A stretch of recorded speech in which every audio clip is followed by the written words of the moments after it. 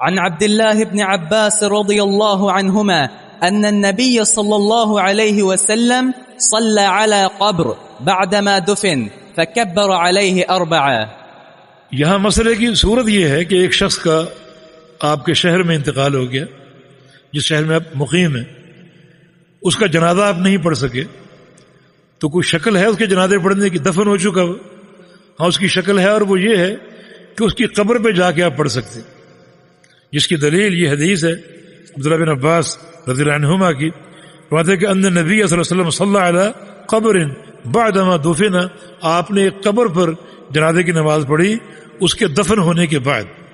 دراصل ایک شخص تھا سیاہ فام، مسجد نبوی میں صفائی کرتا تھا، جھاڑو دیتا تھا اور خدمت کرتا تھا.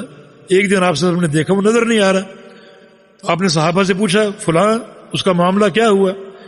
صحابہ نے عرض کی کہ اس کا انتقال ہو گیا رات کو، ہم نے آپ کو زحمت دینا مناسب نہ سمجھا اور اس کو راتوں رات جنازہ پڑھ کے غسل دے کر اس کو دفن کر دیا.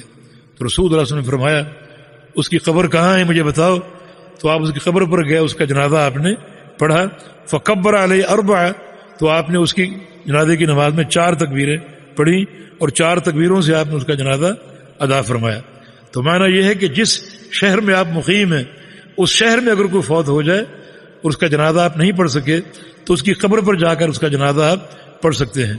لیکن اگر کسی دوسرے شہر میں مقیم ہے تو اس کا غائبانہ جنازہ جو آپ ادا ہو سکتا ہے، جیسا کہ پیچھے نجاشی کی حدیث گزری ہے.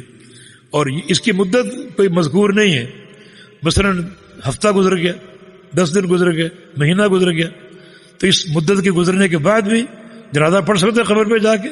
جی ہاں پڑھ سکتے. جنازہ کیا ہے؟ یہ دعا ہے استغفار کی، اور استغفار کی دعا کے کوئی وقت محدد نہیں ہے کہ اتنے عرصے کے بعد پھر دعا آپ نہیں کر سکتے.